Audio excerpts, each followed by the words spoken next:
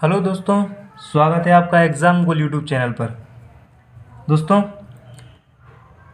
ये हमारा पॉलिटी का टॉपिक प्रारंभ होने जा रहा है, पॉलिटी एंड कॉन्स्टिट्यूशन, जिसका आज ये पहला लेक्चर है। इसमें आज हम संविधान या राज्य व्यवस्था के आधार के बारे में बात करेंगे, बेसिक इन्फॉर्मेशन के बारे में चर्चा करेंगे कि what is the difference between constitution and polity. संविधान एवं राज्य व्यवस्था में क्या डिफरेंस है। तो देरी ना करते हुए दोस्तों शुरुआत करते हैं। देखिए दोस्तों, दो वर्ड्स हैं, एक है कॉन्स्टिट्यूशन एंड एक वर्ड है पॉलिटी। ठीक है ना दोस्तों। कॉन्स्टिट्यूशन यानी कि संविधान एंड राज्य व्यवस्था। सबसे पहले हम समझते हैं कि इन दोनों में डिफरेंस क्या है संविधान एवं राज्य व्यवस्था में। देखिए फ्रेंड्स, जो कॉन्स्टिट्यूशन है, संविधान है, अगर हम संविधान की बात करें तो संविधान इज अ थ्योरी। यह एक सिद्धांत है अगर हम संविधान की बात करते हैं। और वहीं अगर हम राज्य व्यवस्था यानी पॉलिटी की बात करते हैं तो हम कह सकते हैं ये एक प्रैक्टिस है, जिसको हम व्यवहार की बात करते हैं। Constitution and polity. तो आपसे कभी भी पूछा जाए संविधान क्या है, तो संविधान एक प्रकार का सिद्धांत है। और पॉलिटी क्या है? पॉलिटी जिसको हम व्यवहार में यूज़ करते हैं, जिसको हम प्रैक्टिस में लेके चलते हैं। तो थ्योरी पहले आई है, उसी के बाद इसको जब हमने अप्लाई किया तो वही बन जाता है पॉलिटी। तो ध्यान रखें, सबसे पहले कॉन्स्टिट्यूशन है, सिद्धांत आया, और थ्योरी को जब हमने अप्लाई किया समाज में या व्यवहार में लाए तो वही क्या कहलाई? पॉलिटी या राज्य व्यवस्था कहलाई।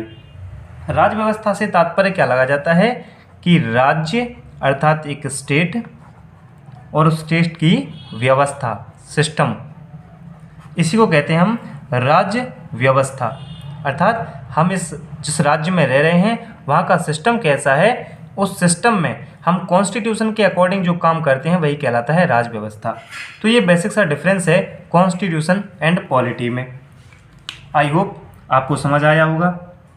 चलिए दोस्तों, हम बात करते हैं। देखिए, कॉन्स्टिट्यूशन का उद्भव कैसे हुआ, ओरिजिन कैसे हुआ, ये सारी ही बातें हम करेंगे। इसी संदर्भ में हम देखते हैं कि सबसे पहले अगर हम इंडिविजुअल यानी व्यक्तिगत रूप से देखें तो देखिए जरा, इंडिविजुअल का मतलब है एक अकेला व्यक्ति या सामान्य रूप।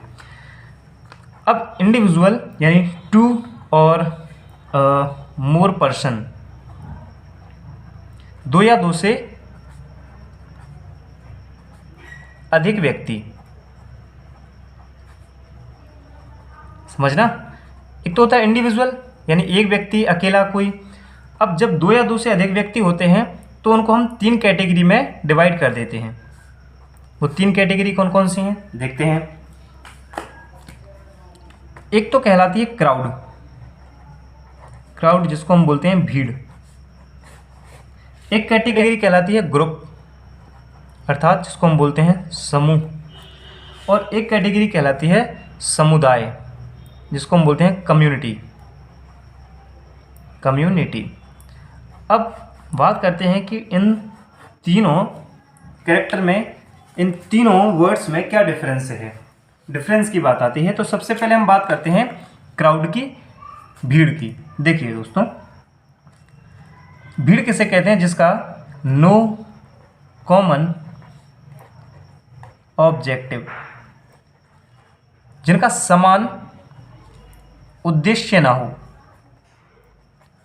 समान उद्देश्य नहीं हो, वह कहलाती है भीड़। आप देखते हैं, अगर आप किसी सड़क मार्ग से गुजर रहे हैं, अचानक वहाँ पर कोई एक्सीडेंट हो जाए तो वहाँ पर एकदम से एक, फिर दो, ऐसे तीन चार व्यक्ति इकट्ठे होने लगते हैं। और आप देखेंगे एक समय में कि 10 से 15 व्यक्ति वहाँ पर इकट्ठे हो जाते हैं। तो उसको हम भीड़ कहते हैं, बिकॉज वहाँ पर किसी का समान उद्देश्य नहीं है, नो कॉमन ऑब्जेक्टिव।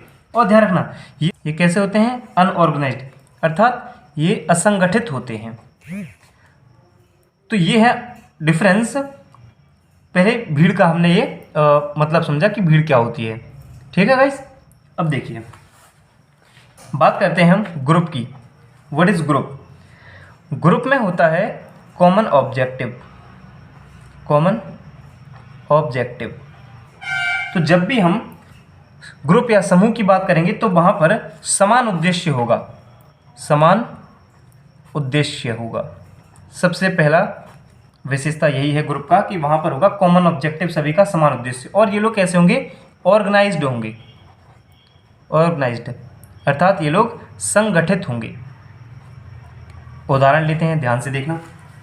मान लो एक स्टूडेंट ग्रुप की हम बात करते हैं, तो वहाँ पर 4 से 5 स्टूडेंट्स रहेंगे साथ में, और उनको कोई टारगेट दिया गया है कि भाई आपको कोई काम करना है। तो वो 5 से 6 स्टूडेंट्स मिलकर एक समान उद्देश्य के साथ कार्य करेंगे और आपस में कैसे होंगे? वो संगठित होंगे। तो वो फिर भीड़ ना कहला के क्या कहलाएगा? समूह कहलाएगा, ग्रुप कहलाएगा। तो आपने देखा कि भीड़ और समूह में क्या डिफरेंस है? भीड़ का समान उद्देश्य नहीं होता है, लेकिन ग्रुप का समान उद्देश्य होता है। भीड़ असंगठित होती है, समूह संगठित होता है। ये अनऑर्गेनाइज्ड, ये ऑर्गेनाइज्ड।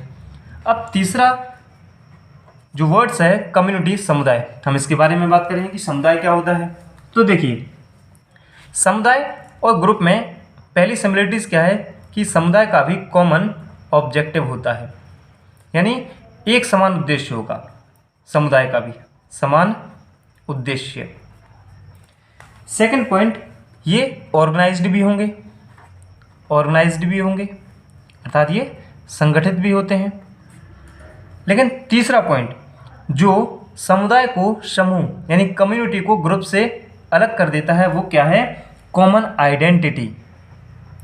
कॉमन आइडेंटिटी, समान पहचान। ये डिफरेंस हो जाता है ग्रुप एंड कम्युनिटी में। तो कम्युनिटी और ग्रुप अगर हम इन दो ऑब्जेक्टिव के आधार पर देखें तो सेम है। इनका भी समान उद्देश्य है, इनका भी समान उद्देश्य होता है। ये भी ऑर्गेनाइज्ड होते हैं, ये भी ऑर्गेनाइज्ड होते हैं। बट डिफरेंस क्या है? इनकी कॉमन आइडेंटिटी होती है, एक समान पहचान होती है। अब वो किस आधार पर हो सकती है? सेक्स के आधार पर अर्थात लिंग के आधार पर, कास्ट के आधार पर अर्थात जाति के आधार पर, रिलीजन के आधार पर, रिलीजन अर्थात धर्म के आधार पर। हम बात कर सकते हैं रेस यानी कि जन्म स्थान के आधार पर, रेस अर्थात जन्म स्थान के आधार पर। तो ये जो इनकी कॉमन आइडेंटिटी होती है वह कहलाता है समुदाय। आई होप आप समझ गए होंगे कि क्राउड, ग्रुप और कम्युनिटी में क्या डिफरेंस है। तो ध्यान रखना, क्राउड से हम ग्रुप की ओर जाते हैं और फिर ग्रुप से हम कम्युनिटी की ओर जाते हैं, समुदाय की ओर जाते हैं। अब बात करते हैं हम कम्युनिटी से, क्योंकि यहीं से आगे हम धीरे धीरे अपने कॉन्स्टिट्यूशन या पॉलिटी में एंटर करेंगे। देखिए, हम सबसे पहले बात कर लेते हैं कम्युनिटी को आगे बढ़ाते हैं। कम्युनिटी अर्थात समुदाय, इसके बारे में हम आगे बात करें तो देखिए, जब समुदाय, हमने अभी बताया जैसे कि इनकी कॉमन आइडेंटिटी होती है, जैसे लिंग, जाति, जन्म स्थान के आधार पर। तो देखिए, एक समुदाय जब आगे बढ़ता है तो वो एक नया रूप लेता है जिसको हम बोलते हैं नेशन अर्थात राष्ट्र। समुदाय आगे कन्वर्ट किस में होगा? राष्ट्र। और राष्ट्र के जो आगे कन्वर्ट होगा वो फिर कन्वर्ट हो जाता है स्टेट में अर्थात राज्य में। ध्यान से देखना दोस्तों, हमने बात की कम्युनिटी की। कम्युनिटी कन्वर्ट होता है किस में? राष्ट्र में, और वही राष्ट्र फिर कन्वर्ट हो जाता है राज्य में। यहाँ पर ध्यान देने योग्य बात है कि जब भी मैं यहाँ पर राज्य वर्ड यूज़ करूँगा तो उसका मतलब होगा पूरा भारत। यहाँ पर स्पेसिफिक किसी एक स्टेट की बात नहीं होगी। जब भी राज्य की बात होगी तो आप लगाएंगे इंडिया की बात हो रही है। अब देखिए, राष्ट्र की बात करते हैं। तो सबसे पहले राष्ट्र यानी कि नेशन। पहला क्वेश्चन ये बनेगा कि नेशन किस भाषा का वर्ड है? तो nation derived from Latin word, अर्थात जो नेशन है वह लैटिन भाषा के शब्द से बना है। लैटिन भाषा का वह वर्ड क्या है? वह वर्ड है नेशियो। और इस नेशियो का मीन्स अर्थात इसका अर्थ क्या होता है? अर्थ होता है ब्लड रिलेशन। ब्लड रिलेशन अर्थात रक्त संबंध। रक्त संबंध। तो आप समझ रहे होंगे कि राष्ट्र यह एक लैटिन वर्ड से मिलकर बना है। लैटिन वर्ड कौन सा है? नेशियो, जिसका अर्थ होता है ब्लड रिलेशन। तो आप समझ पा रहे होंगे कि राष्ट्र की भावना रक्त संबंध को दर्शाती है। और जो यह राष्ट्र है यह एक कैसी भावना है? आप बताएंगे यह एक सोशल कॉन्सेप्ट है। सोशल कॉन्सेप्ट है, यानी यह एक सामाजिक अवधारणा है। राष्ट्र कैसी अवधारणा है? सामाजिक अवधारणा है। और जब सामाजिक अवधारणा है तो राष्ट्र निर्माण की फिर जो विचारधाराएं हैं उनको पढ़ना पड़ेगा कि फिर राष्ट्र निर्माण की विचारधारा क्या है। अगर राष्ट्र एक सामाजिक अवधारणा है तो फिर आइडियोलॉजी ऑफ नेशन बिल्डिंग अर्थात राष्ट्र निर्माण की विचारधारा क्या है, तो इसके बारे में हम बात करते हैं। देखिए दोस्तों, अगर हम राष्ट्र निर्माण की विचारधारा के बारे में बात करते हैं तो देखिए, राष्ट्र निर्माण की विचारधारा ideology of nation building. Nation building. देखिए, जब हम राष्ट्र निर्माण की विचारधारा की बात करते हैं तो यहाँ पर दो विचारधाराएं हमारे सामने आती हैं। पहली विचारधारा कहलाती है ट्रेडिशनल आइडियोलॉजी। ट्रेडिशनल आइडियोलॉजी अर्थात परंपरागत विचारधारा। परंपरागत विचारधारा। और एक कहलाती है कंटेम्पररी आइडियोलॉजी अर्थात आधुनिक, आप नोट डाउन करते रहना, आधुनिक विचारधारा। अब जब इन दोनों विचारधाराओं की अगर हम बात करते हैं तो ध्यान से देखिए, ट्रेडिशनल आइडियोलॉजी जो है परंपरागत विचारधारा है राष्ट्र निर्माण की, वह क्या है? तो परंपरागत आप जानते हैं, इसकी अगर हम बात करें कि ग्राउंड ऑफ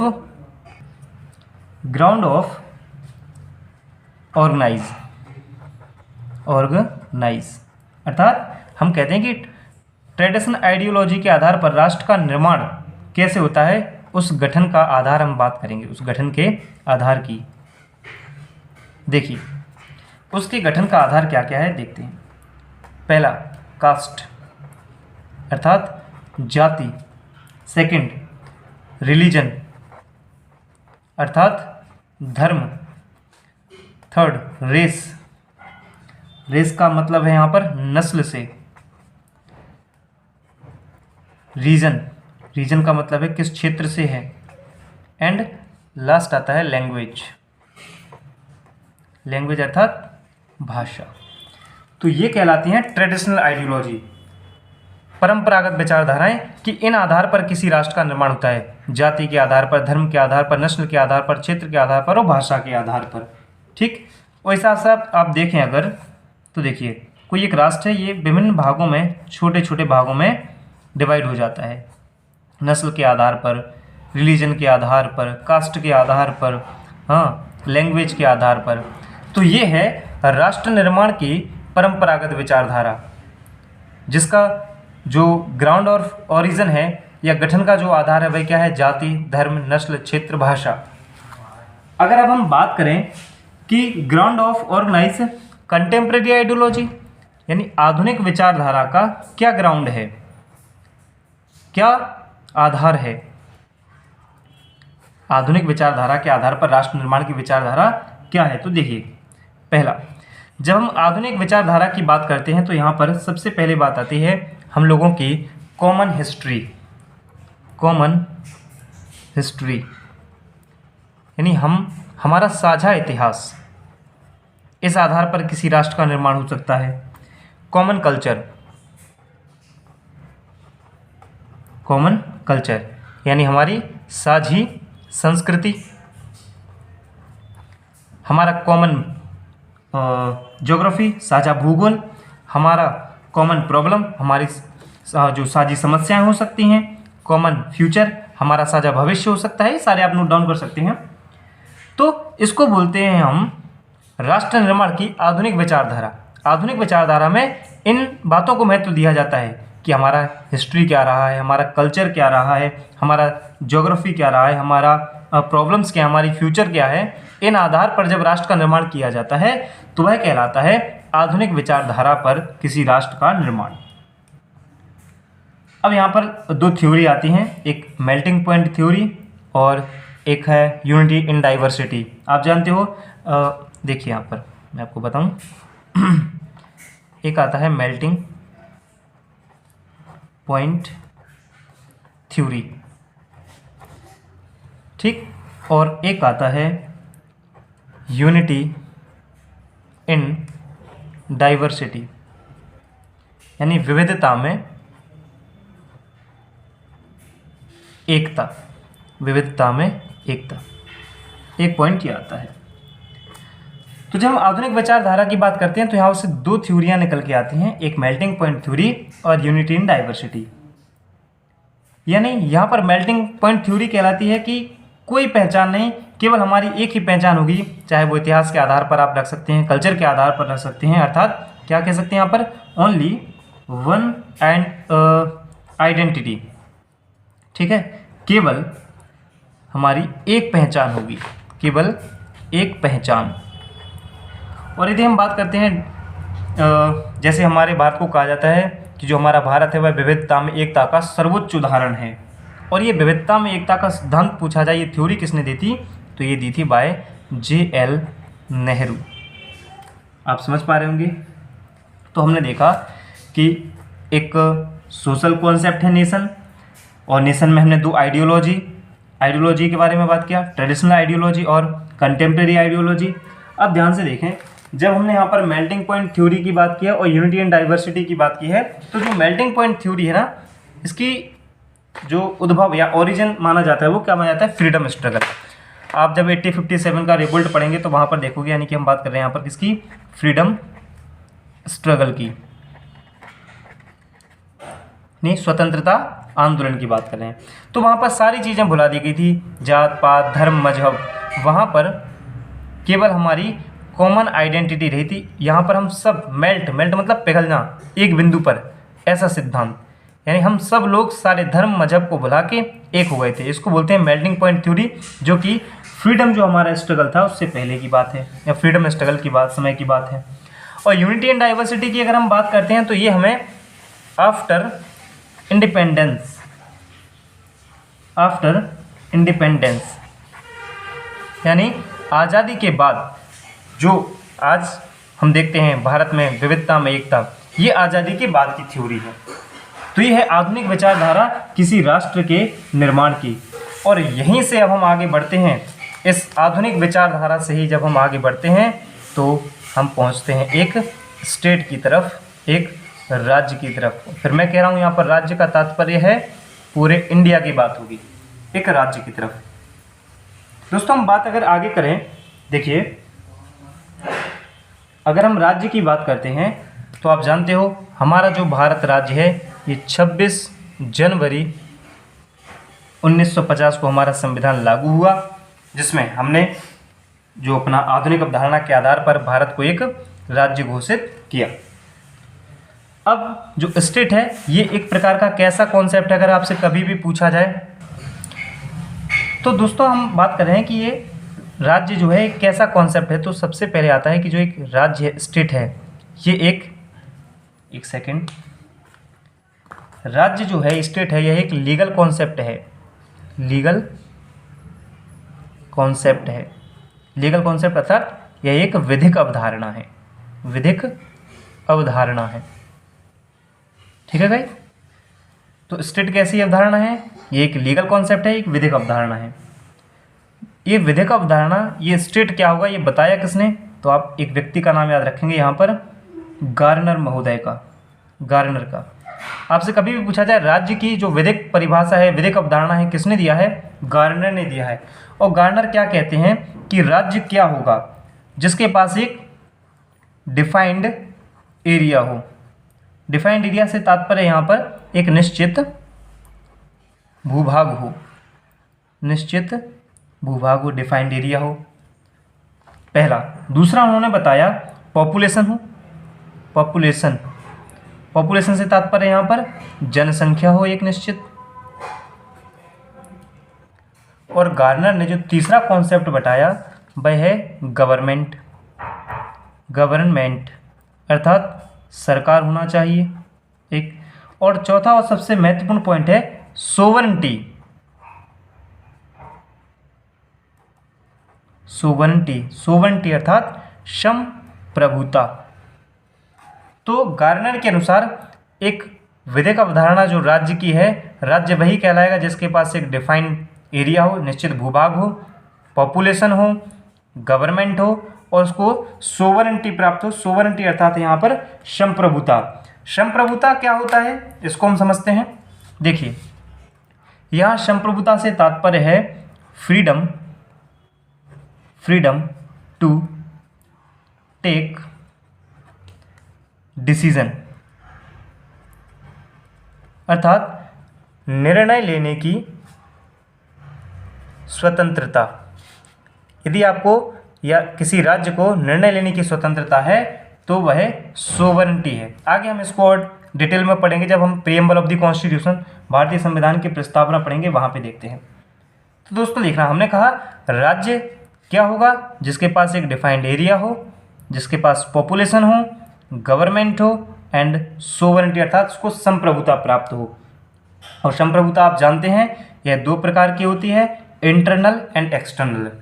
तो ये लास्ट पॉइंट है हमारे आज के टॉपिक का। गाइस देखिए हमने बात की है स्टेट की कि स्टेट क्या होगा। तो हमने देखा गार्नर महोदय ने बताया, गार्नर के अनुसार स्टेट क्या होगा, उसके लिए उन्होंने 4 तत्व बताए। पहला डिफाइंड एरिया तो देखिए जो गार्नर ने बताया स्टेट क्या होगा, स्टेट, तो स्टेट के बारे में उन्होंने बताया एक डिफाइंड एरिया होना चाहिए, एरिया। दूसरा पॉइंट उन्होंने बताया पॉपुलेशन, तीसरा गवर्नमेंट और चौथा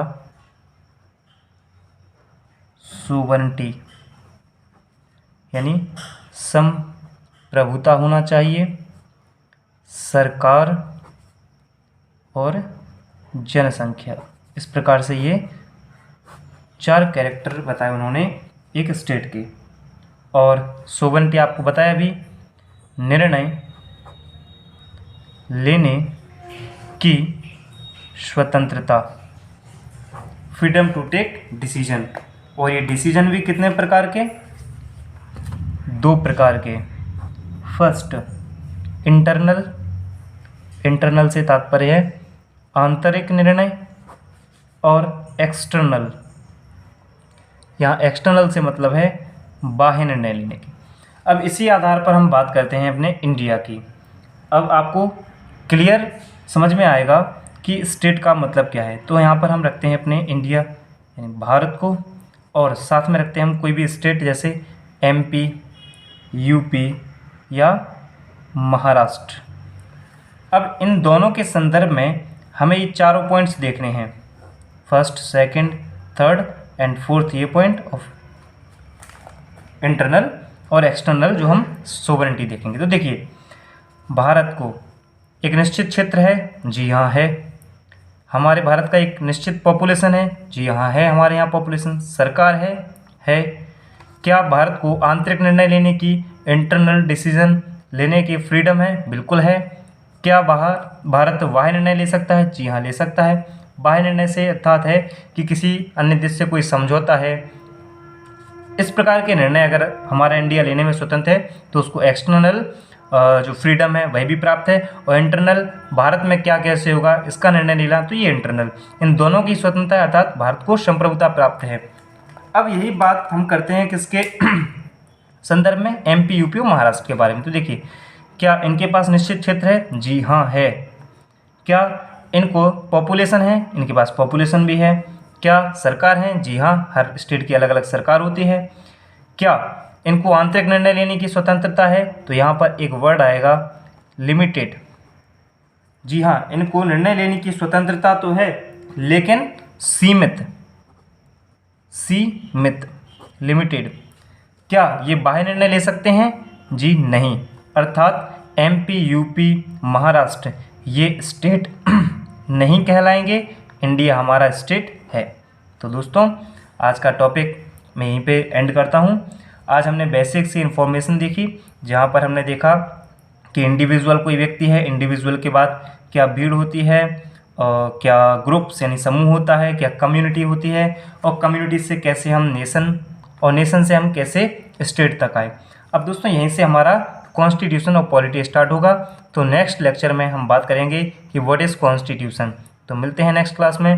दोस्तों, अगर वीडियो पसंद आए तो लाइक करिए, कमेंट करिए, और यदि हमारे चैनल पर नए हैं तो हमारे चैनल को सब्सक्राइब करिए। थैंक यू, धन्यवाद।